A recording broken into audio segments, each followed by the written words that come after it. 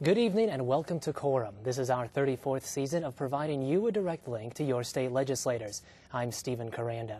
The Senate Finance Committee voted today to set the cigarette tax at 49 cents a pack, matching the average for surrounding states. The House voted earlier this month to increase the state cigarette tax to $1 a pack from the current 18 cents. Today's Senate committee vote is just one of many steps legislators on both sides are taking to try to deal with Mississippi's worsening economy.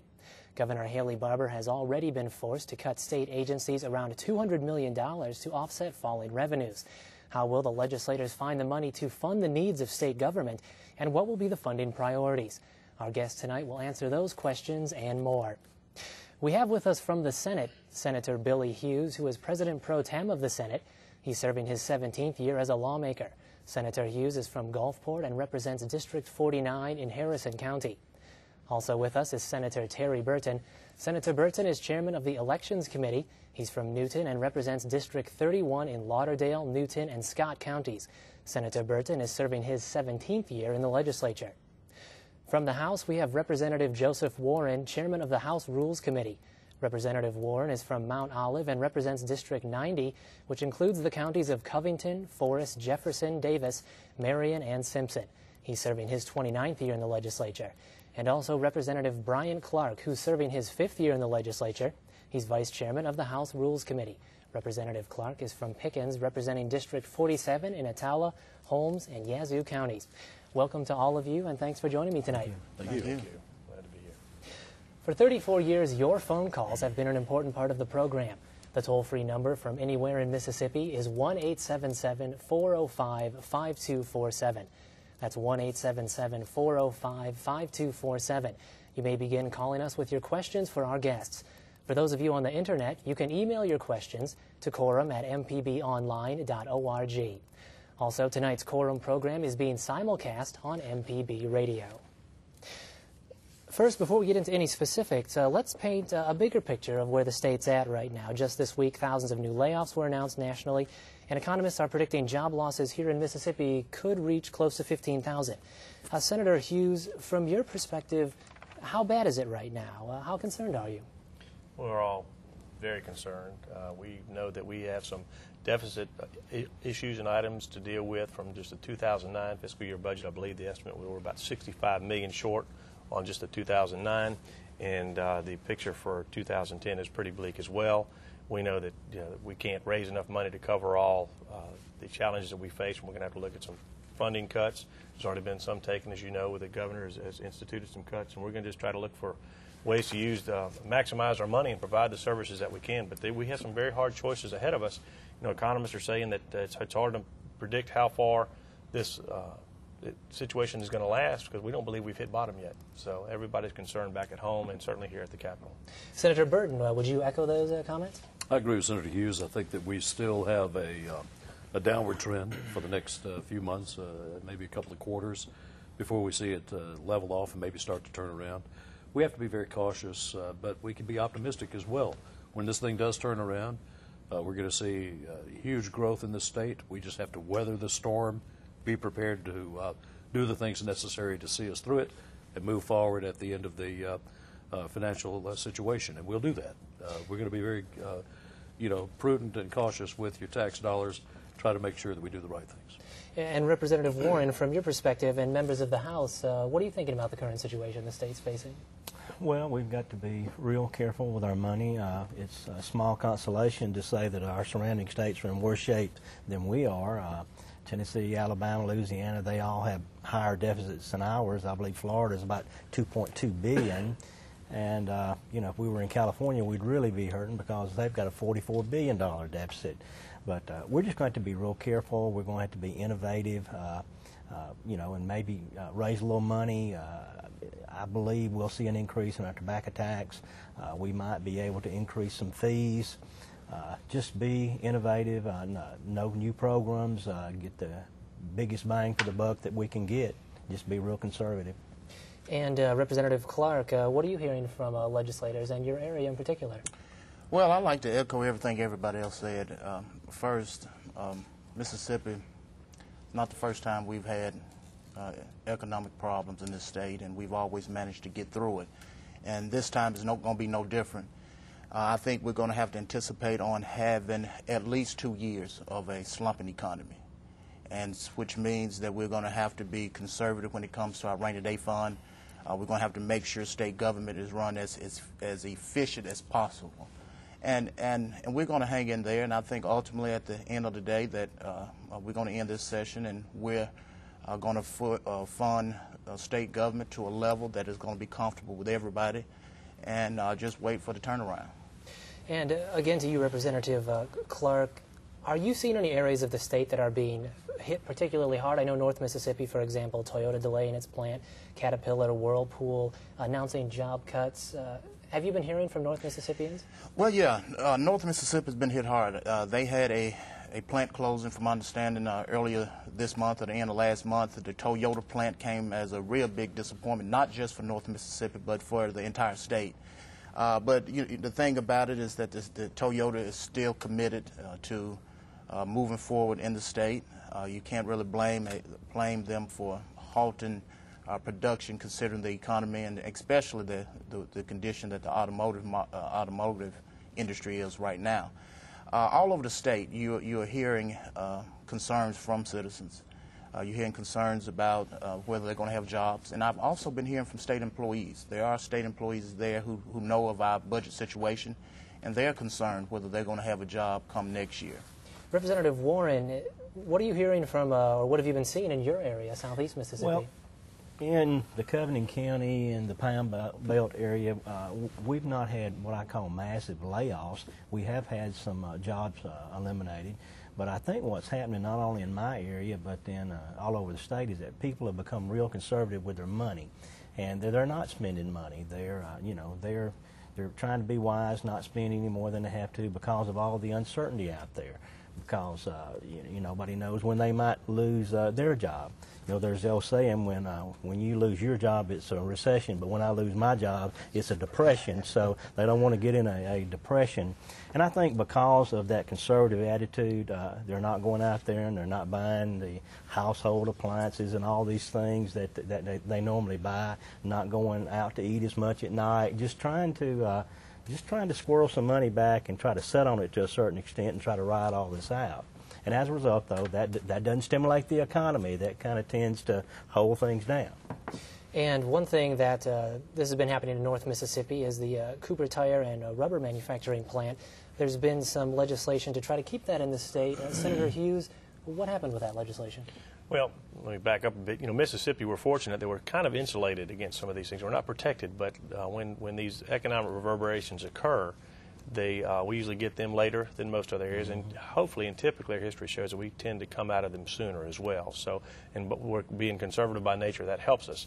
As a legislative body, we're going to do what we can to try to provide a stimulus package, for lack of a better term, and the Cooper Tire example is a perfect point of, instead of having the opportunity or the possibility of a plant closing in Mississippi and going somewhere else, we learned of some closings in other states, and we don't want to take advantage of anybody, but we want to protect our own, and we provided a significant bonding package for an economic development approach. And I think that's probably where you'll see us limit most bonds if there's going to be jobs created as a result, not just preserved but enhanced or improved larger numbers.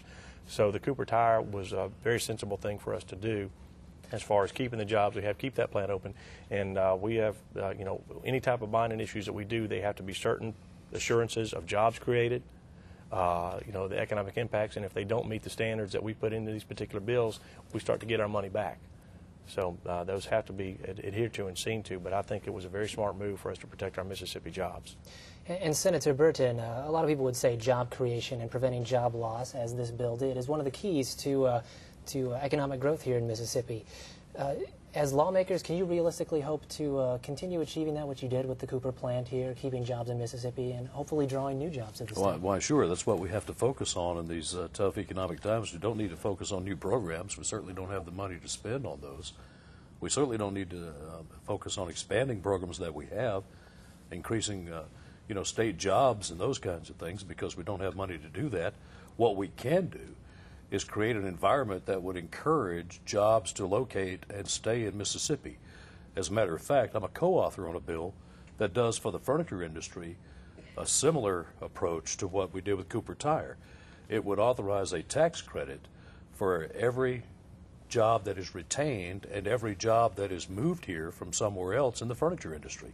Over my way, Lazy Boy South Incorporated employs a lot of people. If that place leaves, if those jobs leave, then a lot of people are out of work, and our economy absolutely will be affected.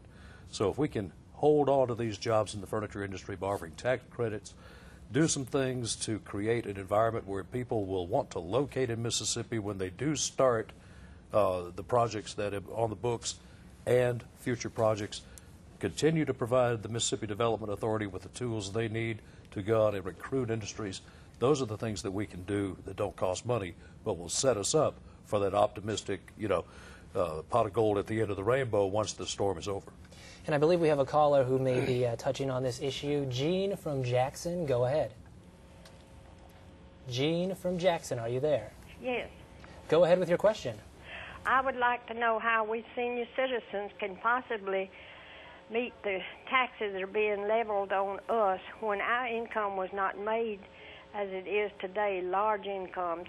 And we bought our home and paid for it 40 years ago, and now our taxes went from $895 to $1,575.70. I sent a certified letter to the appraiser, and I've not heard from it, and it's all 2 weeks. Jean, I think we've got it. I know the Senate actually touched on this issue of reappraisals, didn't they? What happened with that, Senator Hughes? Well, starting actually last year, we started hearing from our constituents, Gene, and actually our tax assessors too. And real estate values prior to this recession, they were high, and they really escalated across the state. And at the time the reappraisals were starting to hit, obviously property values went up, and that affected folks, particularly seniors and disabled, who were benefiting from a homestead exemption. What we did in the Senate is passed a bill that increased the homestead exemption from $75,000 to $100,000 for our seniors and disabled. And because we're hearing from folks just like you who heretofore had not gotten any type of tax bill, and you're on a limited fixed income, and you get this thing out of the blue, and you don't know how you're going to pay it. So we're trying to provide some relief there. One thing we are doing to protect the county budgets, knowing that they're going to go up as a result of these reappraisals, is the increase in the tax exemption increase in the homestead exemption will take place once the appraisal is done. So if a county hadn't gone through that reappraisal process, nothing's changed it. But once it does, it will trigger the increase in the homestead exemption. And so we hope that's a great relief to you. And Representative Warren, have you been hearing similar types of complaints, and what might you do in the House? Well, I have been hearing those complaints, and I was very glad to hear that the Senate had passed that legislation. Right now it's in our Ways and Means Committee, and I'm going to try to encourage Representative Percy Watson to take a long, hard look at that because I think it's needed. I had introduced a bill in the House to go from $75 to $100 also, and to also go from $300 to $450 as far as a tax credit for the people under age 65. But, as time goes by and as these properties are reappraised and they keep going up and up, the county should not enjoy just a windfall from that. There should be a certain mechanism where they certainly need a certain amount of money for county government, but then, we really don't want them to have a windfall either. And there's some people in my district that have not paid any taxes, some of them for 20 years, and now they're paying. But I hope that we will follow the lead of the Senate on that and give those folks some relief. One other provision with that I didn't mention that we put in the bill, Senator Terry Brown offered it and we adopted it.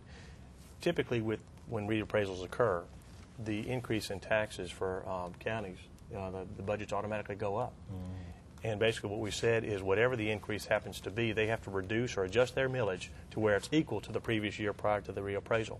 And after they do that and do an assessment, not a property assessment, but assess where they are budget-wise, if they do need to go up and grasp that revenue stream, then they have to go on the books, advertise, and let folks know and raise taxes, just like we have to do here if we're going to do that. So there's nothing automatic about it.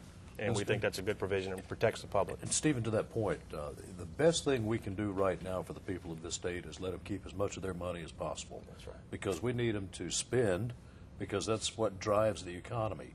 We can't allow them to send their money to the government and expect this economy to turn around. We've got to let them keep as much as possible, pardon me, so they can spend the money.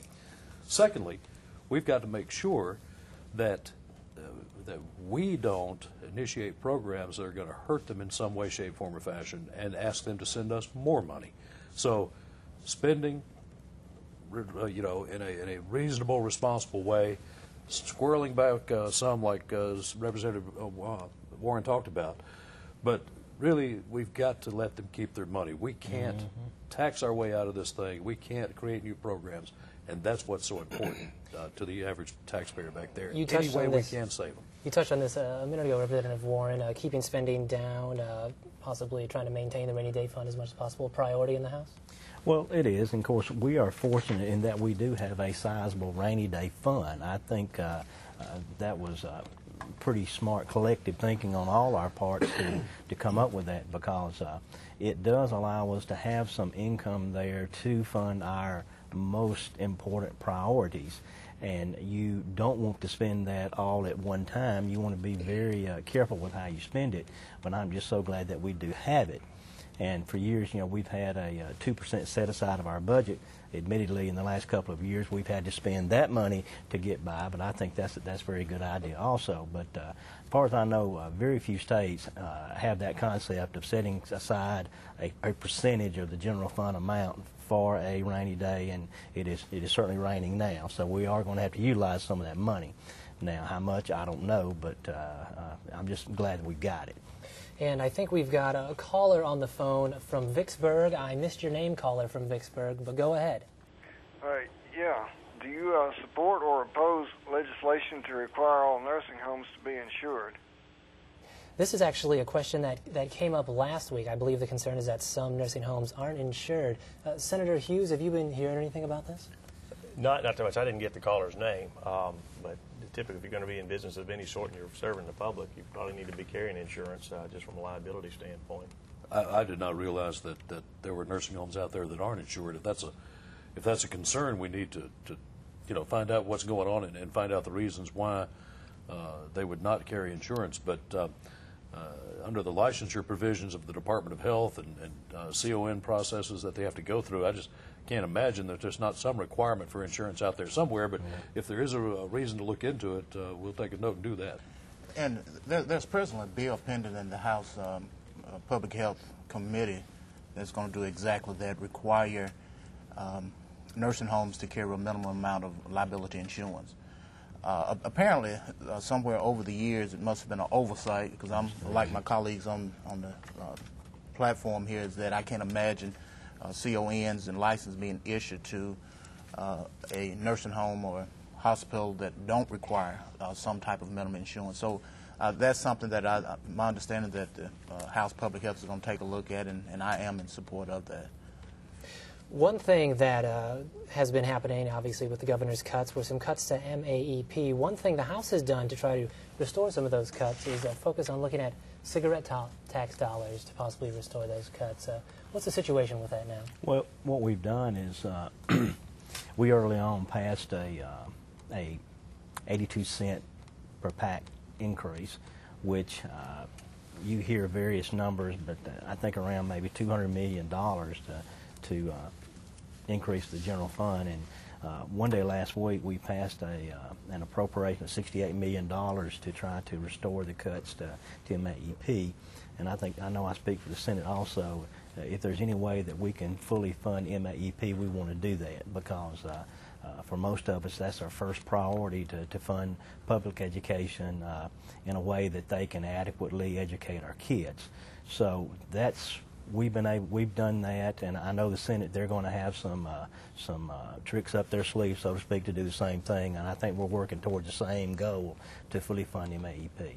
Would you agree with that, Senator Hughes? The senators, a lot of them represent, or would they agree with fully funding MAEP? Oh, I thought you were talking about a House member thinking the Senate might have some tricks up their sleeves. Yeah, you know, MAEP, funding education is a priority, as long as Senator Burton and Representative Warren and Brian have been serving. We've all had increases, historic increases in education. Some years we fully funded MAEP, some we have not. The commitment and desire is certainly there, but I looked at some statistics from the Department of Education before coming up here today. In the last 5 years, we've had a $1 billion increase in education funding. roughly, and we've had a 6,000 student average daily attendance drop in that same time frame. So we've got fewer students in the system. We're spending more money, and we're still looking for better results. MAEP, we believe, is a critical component of that. But everything is of concern to us, but we know that we'd like to keep that commitment. We're going to try to move forward and do that, but our public is expecting us to do a better job with the monies we have, and we're trying. The irony is, even with those numbers, obviously with those numbers, our per student, per pupil expenditure has gone up. We're still lagging behind other states as far as what the averages are. So it's a pretty tough hill to climb right now. You mentioned there's been some increases historically, but this year the schools are looking at taking a big cut. Can these schools take those cuts, do you believe? Some people have been talking about some of the schools not being able to handle it and going into the red. Well, let me say this, Stephen. We don't want to see schools take cuts. I don't want to see schools take cuts. I don't want to see a teacher lose a job. I don't want to see textbooks not be in the classroom. I don't want to see buses parked. But the fact of the matter is, we are all facing some very serious challenges, and schools aren't insulated from that. Are schools going to have to make reductions in spending, watch their pennies, their nickels and dimes? Absolutely. Are we going to have to try to find a way to fund education even in tough times? Absolutely. But we can't guarantee, I don't think, until we get to the end of the session when we know the amount of money that's going to be available to appropriate to every state agency, including education, we can't guarantee at this point in time that we are going to fund MAEP fully. I just don't think we can guarantee that right now. There are additional cuts coming. There are going to be additional recommendations for revenue reduced for next year, I believe. It's like Representative Clark said, it's going to be a 2-year problem here, and we can't get out of it this year. We cannot find the money today to guarantee that there won't be cuts in education or any other agency. So I think, would be remiss, and it would be irresponsible for me personally to sit here and say we're not going to cut education. I'd like to be able to say that, and maybe I will at the end of the day when the session is over and we have the pot of money that we're going to use to fund state government, but I can't say that today. Well, go ahead. I agree with them. We are in what I would say is unprecedented times economically. But we have to keep in mind that education have to remain one of our top priorities. We're talking about the economy, and when the economy turns around, the state of Mississippi is going to have to be in a position to capitalize on the new growth. Bonding, assisting corporations in growing, assisting business growing is good. But let's not get a mistake about it, is that the single most important thing we can give any business in Mississippi is an educated workforce. Now, there's a direct correlation between how much we spend and the results we have. In Mississippi, we're number 48 when it comes to per student expenditures. And if you look at how much we spend, you look at how much where we are when it comes to performance, that's almost exactly where we are. So we're going to have to make sure that schools are being more efficient and the money is where it needs to be. But at the same time, even though we are going through a economic downturn, we have to keep in mind that education is important and do as much as we can for it. You obviously agree that education is important, it seems, but would you agree with Senator Burton that it might be a reality that we can't fully fund MAEP this year? Well, I think now everything's a reality. You know, and I'm going to go back and talk about the cigarette tax. I come from the school of thought where I wanted that money to be earmarked for health care, specifically Medicaid. But I've learned since I've been in state government that 10% of it is agenda and 9% circumstances. And the circumstances we're facing now is that we're going to have to take that Medicaid money and spread it around. I think at the end of the day, that we have a governor, we got 2 branches of government, and realistically at the end of the day, MAP may not be fully funded. But I think we should make every effort to try to fund it as much as possible. Touching on sort of the next branch of education, the College Board has, I believe, raised tuition 9 of the last 10 years, and some officials have said it's because of state dollars decreasing. Senator Hughes, has there been any plans to try to offset tuition increase this year in Mississippi, or what are you looking at? Actually, there has. Senator Doug Davis had introduced a bill. He'd worked in concert with our auditor, Stacey Pickering, former Senate member, about giving a tax credit to folks who have their kids in college, and a $500 tax credit to anybody who sends their child to college, and help offset those tuition expenses that continue to go up. I want to go back to the question you had about the budget and what's happening with school districts and all those. And we, like Governor Barber said, I think we have to expect the worst and hope for the best. And the reality is we have tried to encourage, either through legislation or direct dialogue, communities and counties that have multiple school districts to try to consolidate some of their activities, whether they consolidate the districts, which is almost a taboo subject within the educational framework, but maybe consolidate administrative functions, purchasing, commodities, all those sorts of things. And we don't want to hold a gun to anybody's head, but the reality is they're going to have to take it upon themselves and do it if they're going to realize these efficiencies. Joe talked about the rainy day fund, and one encouraging piece coming out of the State Address is Governor Barber is expecting us to have to use this over a 4-year period of time. And right after that, I saw the speaker being interviewed, and he said, I agree with it. We need to spread that out. So that was very heartening to hear as well, because we know we're going to have to be realistic about it and not spend it all in 1 year or 2 years or even 3 years. It's tempting, but we've got to live within our means. Touching on something Senator Hughes just said, is consolidating school districts going to be a possibility for some of the districts throughout the state? Well, it's always a possibility, but it's probably not a political possibility. I really don't see that happening. Of course, we have 152 different school districts. Some are affluent. Some, because of their tax base, they're okay. And then you have some who, if it weren't not for state support, they couldn't make it. But I believe every superintendent out there who does have any money out there he or she realizes that they're probably going to be put in a position where they're going to have to postpone maybe building this classroom, or postpone buying those 6 new buses that they were going to buy and make do with the ones that they've got. They're going to have to really cut some corners on the local level, and I think they realize that. I believe we've got a caller, Lisa from Pearl. Go ahead. Yeah, I want to ask a question about maybe cutting school districts and maybe doing the superintendents having more districts for them, because they got some making over $100,000 each.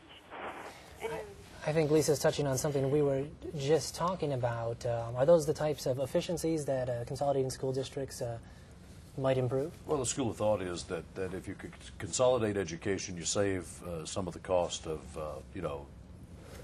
one or more superintendent salaries, some principal salaries, some clerical salaries, and if you can consolidate the purchasing, there might be some way to enjoy savings there. So yeah, I mean, there are opportunities out there. How, there's politics and then there's policy, and this is one of those that falls under the area, of politics. And I don't know how we'll get past that, but there are opportunities to save and opportunities to be more efficient out there. What about you, Representative Clark? In your area, do you think consolidating school districts for the types of savings the caller was just talking about would be a possibility, or would that be unpopular? I think you have both schools of thought is out there. I mean, when you do the mathematics, do the math, it's no way I think anybody could debate the issue that it will save money. If you take 2 school districts and combine them, you only have 1 superintendent, of course you're going to save money. But again, I don't foresee it happening this session, or be honest about it. I don't foresee it happening in the next couple of years.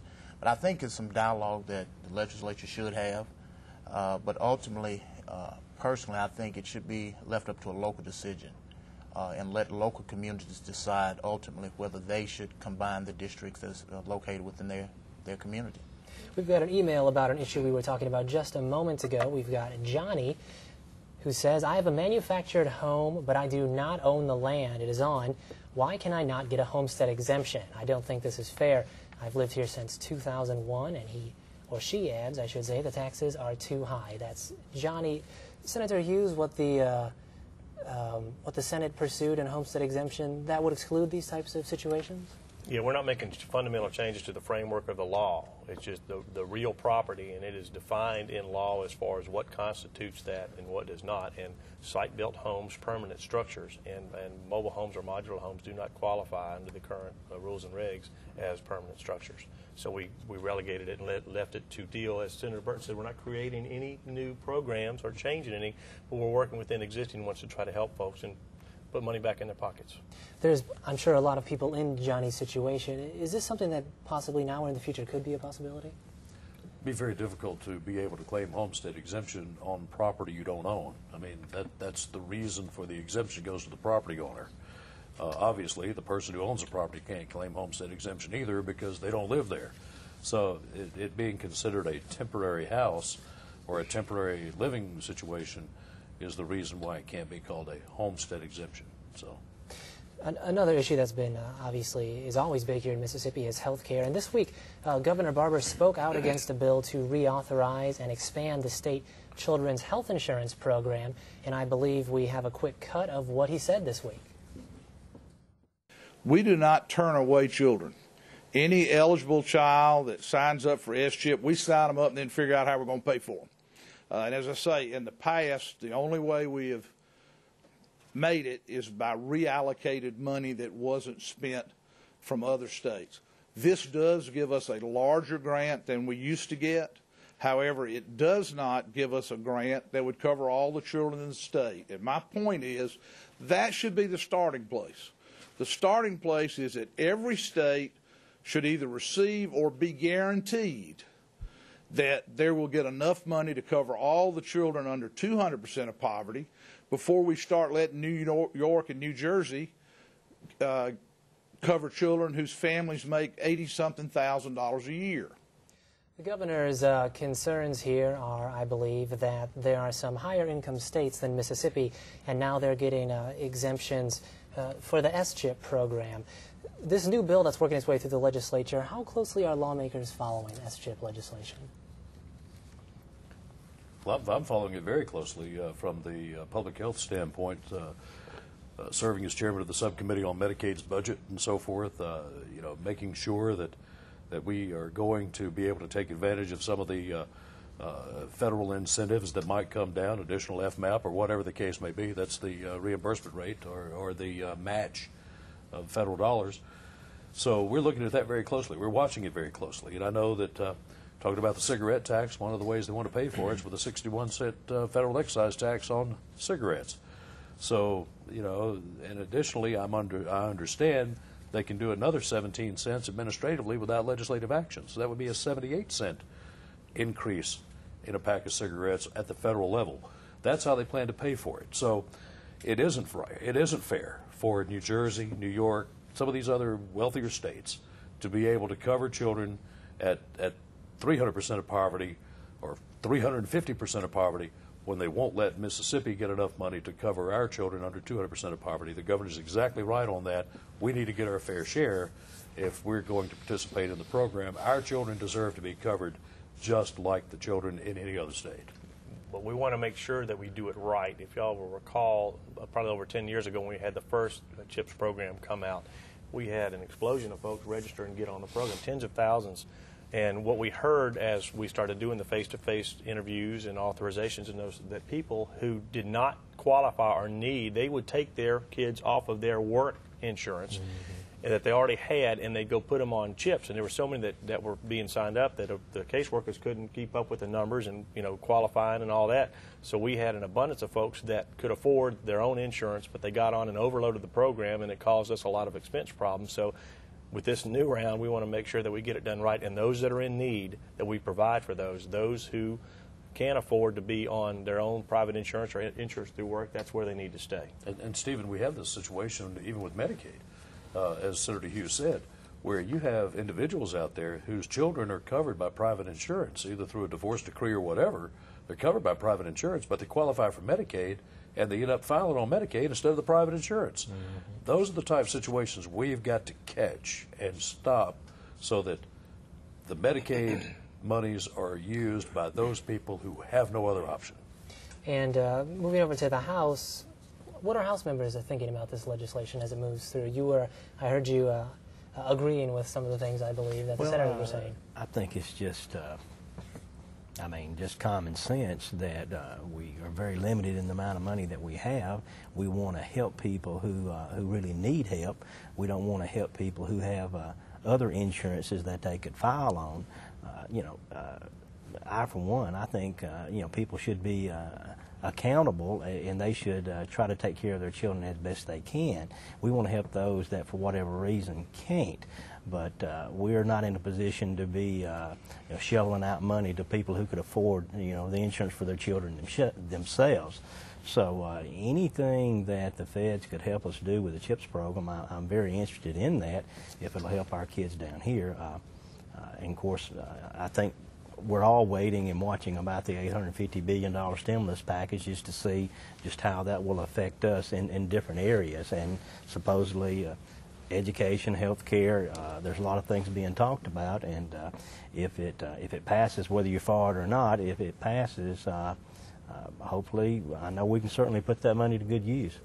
Representative Clark, if I'm understanding correctly, I believe you're on the Public Health Committee. What are you thinking of this issue? What are your concerns about it? I agree with the governor. I agree with the senators 100%. Mississippi, we should get our fair share.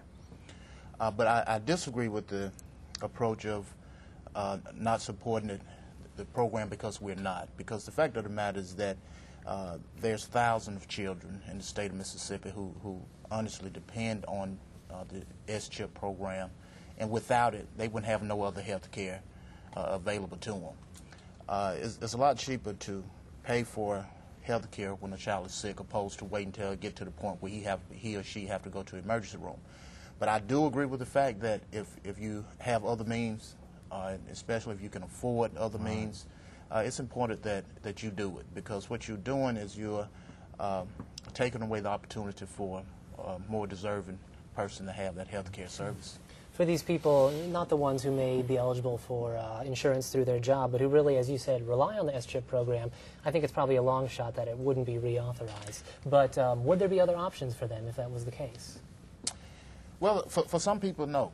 For some people, no. I imagine you would see a few thousand children in the state of Mississippi probably would no longer have no form of health insurance. We could raise in the state, we can raise the income level, and we'd probably be able to absorb a few children in the state under the Medicaid, but again, that's going to cost the state more money.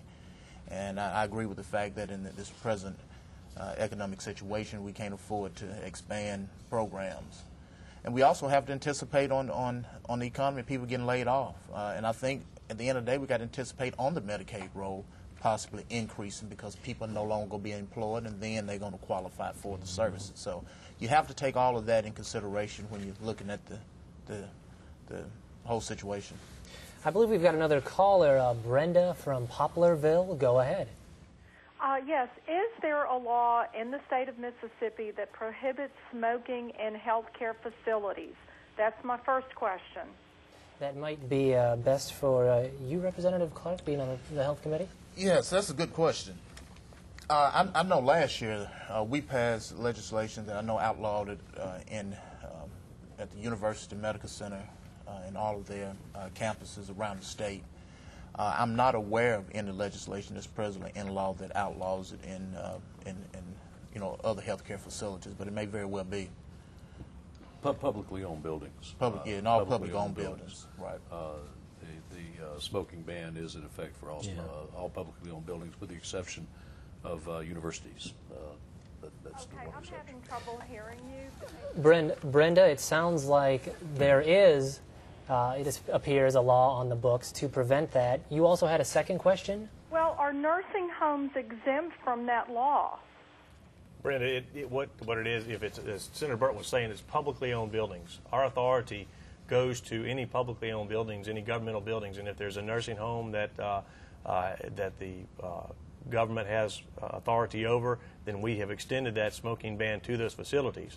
On privately owned facilities, there is no law on the books for that purpose, but I can't imagine. There must be, based on your call, there probably are that have smoking at some of these healthcare facilities, but if I was the owner of one or running one, and I believe in people having the opportunity to make their own rules with their own properties, but if you're dealing with health care, I would think that would just be a given. The one exemption that we did grant with regard to health care facilities is the veterans nursing homes. We do allow for them to have smoking areas inside the veterans nursing homes because those veterans that are there were given cigarettes as part of their rations when they were in the Army, and that's how they started smoking. So we do have provisions for the veterans. That's it.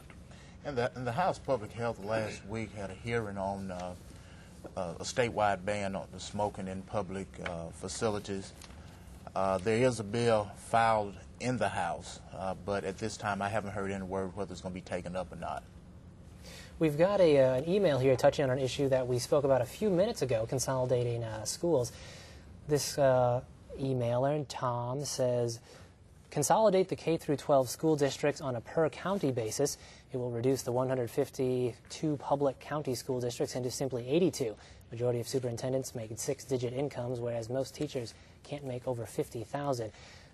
You two were talking about some opposition to consolidating school districts, but in a lot of these counties there would be city as well as county school districts. How could that work? Well, that's true. You know, a county is not a county, not a county. I mean, you've got a DeSoto County, and then you've got it's a Queen County. You know, some counties would be more suitable for that than others. I can't see having a county district for, I'll say, DeSoto County or Hinds County. Really, it's just too many folks. I just think it'd be too unwieldy. I agree. We could, pushing politics aside, we could reduce some of the districts. I know there's one county in the state that has 6 districts, which I've always wondered how that was allowed to remain, but it's been that way for the 30 years that I've been in the legislature. Up in North, I won't name the county, but I believe it's Bolivar, and I think I know the history on that. The initials are Bolivar. Yeah, the initials are Bolivar. Tom from Jackson has a second question. You mentioned consolidating these school districts might be unpopular. This could possibly also be popular. He says consolidating the 8 state universities under one administration would realize significant savings, and state college tuition should be standard across the state for a similar 4-year program. For you two in the Senate, any thoughts of streamlining some of the IHL programs possibly? No, we like the first question better. Yeah.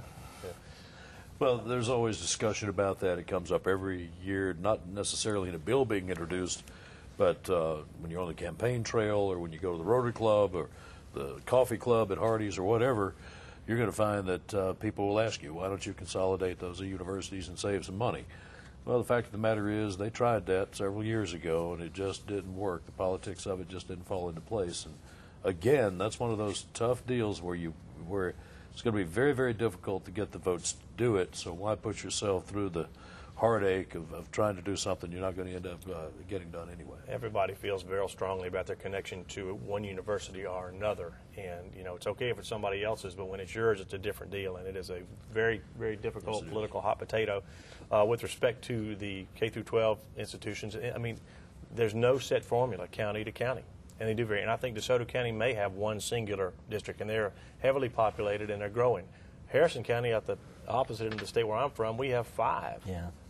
Different school districts and a county school district, and you know, so does it make sense to consolidate them? It just depends on who you talk to. I tend to favor it, and I've borne the slings and arrows coming from some of the administrators, but I think it's something we have to talk about. Just on the administrative consolidation, and I'm not trying to pick on our county, but it's what I know about. We talked about that. They didn't like us talking about it, but depending on who you spoke to, we could have saved between $2 and $6 million a year just on administrative consolidations. Well, that'll go to a lot of teacher salaries. That'll buy a lot of school supplies. But it is just again, it's a hard hill to climb.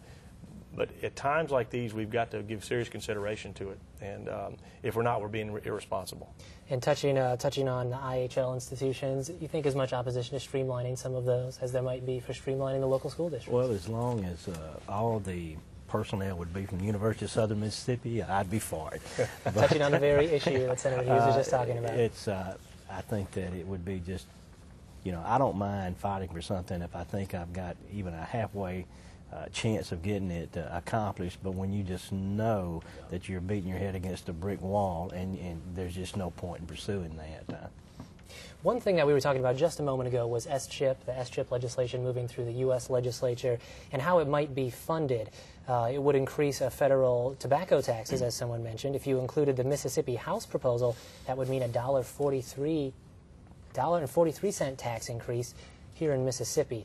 The governor also touched on that this week. Let's hear what he had to say. We have a cut from the governor, hopefully, talking about tobacco. New Jersey is a much, much, much wealthier state than Mississippi. And they raised their tax $1.50 when the economy was red hot, when you had record employment in the United States, and yet their revenue literally declined. What will it do in the poorest state in the country as we are going through a deepening recession? And as all of you know, one of the things I'm very concerned about on the cigarette tax is that we, executive branch and legislative branch, don't overestimate the amount of money that it's going to bring in so that we just create a new budget hole for ourselves. This is something that members of the House spoke about when the House members were working on the cigarette tax legislation. What do you two think of the idea that increasing a cigarette tax, if it's too much, could drive some of those sales out of the state? Well, for one, we had an amendment offered that would have raised it by 60 cents, and I supported that. I really felt like that probably the Senate wouldn't go along with an 82-cent increase, but if we went with 60%, that might give us some common ground, and we might actually get something accomplished because, as you well know, we've fought this issue for the last 3 years. So I'm ready to put it to bed, and hopefully get a reasonable figure that'll raise a reasonable amount of money. Of course, the federal increase, that has really skewered everybody's figures there because, you can argue that just that alone would cause people to quit smoking, the demand to go down, and they kind of stole our thunder, so to speak, on that issue. So I guess it just remains to be seen how that will interplay with what we ultimately do. Hopefully we'll still be able to raise some income that we can certainly put to good use. And something, I believe, happened in the Senate today with the cigarette tax, didn't it? Rumor has it. What did happen? We actually took it up today, and the question was asked of the chairman. Chairman Kirby said, "Is this a revenue issue or is it a public health issue?" And his answer was yes. Yes. It's both. And we're looking at the amount of revenue that would come in. Now, we settled on a figure of 49 cents, and the way this was arrived upon was we took the contiguous states average because we're concerned about too much of an imbalance, because if we do go too high, people will stop buying product in Mississippi and they will go across state lines. It's maybe not so much that they stop smoking, they just go somewhere else to get it, and we lose that revenue stream. So we're trying to figure out where that point of diminishing returns occurs. And we think we're flirting with it at 49 cents already, but that figure was arrived at by just looking at the surrounding states and taking that average, and that's what we adopted. But everybody's focusing on the cigarette tax. What we also did was we would like, talking about the stimulus package for Mississippi, we're hearing from our counties that they're running out of money to buy car tags, much less fund any type of credit or breaks for our citizens with tag renewals. And we get a legislative credit back in 1992 from the general fund back to the counties. Those monies are in jeopardy too. It's all driven by car sales. And Joe, you were talking about earlier about everybody's being prudent, they're being conservative, they're not spending money, they're not buying new cars. Well, as a result of that downturn in those sales, we're not getting the monies in that are returned to the county. So we're looking at taking the money from this increase in the cigarette tax, tying it to an appropriations bill, and returning that money for this fiscal year back to the counties to try to give folks, again, more money back in their pockets. I know, for example, Lieutenant Governor had talked about some different possible offsetting taxes to go along with the increased tobacco tax. What were some of the other ones the Senate was considering? The first one that comes to mind is an inventory tax. We have a lot of folks from retailers to pharmacies to large warehousing institutions that we are at a competitive disadvantage with some of our surrounding states who do not charge an inventory tax to those type of businesses. And for many of these special interest groups, the manufacturers, the economic, our MEC, that's a big issue for them to try to get this. And what we're looking at, we probably can't do it all in 1 year, all at one time. So we'd like to take a phased approach to eliminate this over a period of a few years to get our folks on equal footing with their competitors across the state lines. Stephen, I voted, I think, 4 times to raise the cigarette tax and lower the grocery tax 2 or 3 years ago, over a period of a couple of years. But the dynamics have changed. We've got federal excise tax on cigarettes that's about to go up. We're looking at, I think, a much lower point of diminishing returns. I think the estimates are extremely high and way out of line on how much the tax increase in the House or the tax increase in the Senate, as passed by the Senate Finance Committee today, will bring in. I think that I have a different school of thought. I think what we need to do is not make any promises with the money. If you're going to raise the cigarette tax, if it passes the House and Senate, let's see when it's signed into law. This assumes, both bills assume that we can get this thing in place by March 1st. And money can start coming in. I think that's very, very ambitious. I don't think it can happen by then. Number two, you don't really know how much it's going to be because of the federal excise tax issue on the federal level. I think we're being very, very loose with it. I think we need to be tighter with it. I think we need to watch it closely. And if we're going to pass a cigarette tax, let's pass the cigarette tax. No promises. And as I mentioned earlier, when we were talking about education, at the end of the session, when we draft the budget, when we actually craft the budget and get those budget bills ready, we'll know how much money we can use to do the car tags, education, public health, public safety, all of those budgets. We'll know where we can dole it out. That's what I think we need to do. That's my way of thinking, and I don't try to sell that to anybody else. That's just the way I'd like to see it done. Representative Clark, what's your thought on some of this offsetting with different tax cuts? For example, the reducing the car tags that the Senate passed. Well, it goes back all the way back to the homestead exemption, and I was glad to hear the senators say that they put some language in there that's going to protect our counties and municipalities. And we got to understand how counties and municipalities work. If we send an unfunded mandate to them, that they're going to be forced to do what? Tax in other ways. So, you're going to either pay today or you're going to pay tomorrow. So you have to be cautious about that. Now, one concern with the inventory tax, we have to make sure that our municipalities, we have some municipalities in the state that depend on the inventory tax. And if it's something that's going to be done, I think the phase-in approach would probably be the best way. But one thing we have to also consider is that it's my understanding that inventory tax is, we got to realize what business it really affect. It's my understanding that inventory tax are exempt up to $1 million, which means that unless you have a business or retailer or warehouse in your community that have $1 million worth of inventory, they're not paying any taxes anyway. So it's something that we probably need to look at, but again, I don't know if this year, while the economy is the way it is, I don't know if this year would be the year to do it. We've got an email here from Holmes County. Flosheen would like to know, what does the government plan on doing about students and teachers not performing in the classrooms to standards that are set? We obviously have some low-performing school districts. What are some of our options there, Representative Warren? Well, this afternoon, a bill was being debated in education that came out of a special school reform subcommittee. A very lengthy bill. It deals with accountability.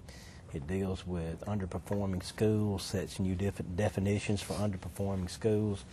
I can't remember all the details, but I know if you were a superintendent or a member of a school board in a district that is underperforming after a certain period of time, you run the risk of losing your job. We have a law similar to that in place now, but this makes some changes, and I think that's what the average person back home, I mean, they don't mind paying taxes for the schools, but as Senator Hughes said earlier, they want to see some improvement. They want to see the test scores rise, and they can't understand why 50 years ago with a lot less money, it just seems that kids got at least as good an education and maybe a better education in the 3 R's than they do now with all the things that we have. But I think that's foremost on the minds of most of us that are in education or on the education committees to try to do whatever we need to do to help, but to get really get strict and say, look, guys, we're expecting you to produce. You know, we want some educated kids when they leave the high schools. We're running short on time here, Senator Burton, but I would like to get your opinion. If I could just say this, Dr. Bounds is doing a great job as our state superintendent of education. I think, in my opinion, he's the best superintendent of education I can remember in my lifetime. He has great ideas. He's reasonable. He works well with us and with the executive branch. the high school redesign, if we could fund that program, that would go a long way toward dealing with what the gentleman in Holmes County wants to deal with, and that is performance in the classroom, pardon me, by the teachers and the students. And so once we get past these budget woes, once we get past this storm that we're in, and we could start moving forward with some of the initiatives of Dr. Bounds in education, some of the other initiatives in other areas of government, then we're going to see some changes. We're hearing from parents, too, who want a different approach to schooling. We have a charter schools bill, an initiative that we're trying to pass that will allow communities to establish charter schools and take a different approach and have different offerings to our students. Last year, we passed the School Accountability Act, and if a school is underperforming for a 2-year period of time, that superintendent is fired. And then they start over and they're taking over, and so we have to retool. Personally, I think 2 years is probably a little bit too long because, you know, they probably weren't good up to those 2 years either. So we need to probably move a little quicker, as Joe has said, and get some discipline and some focus. But everybody's got an opinion on this, and when it comes to education, there are a lot more opinions than on average. And we'll be getting to more of those opinions in other episodes. That's all the time we have for tonight's program. I'd like to thank our guests, Senators Billy Hughes and Terry Burton, as well as Representatives Joseph Warren and Brian Clark. We also thank you for joining our discussion tonight. Tune in next week as we continue our discussion about the budget and funding for state government. Also, tonight's program will be available for viewing on our website beginning tomorrow. That address is mpbonline.org. I'm Stephen Caranda. Good night.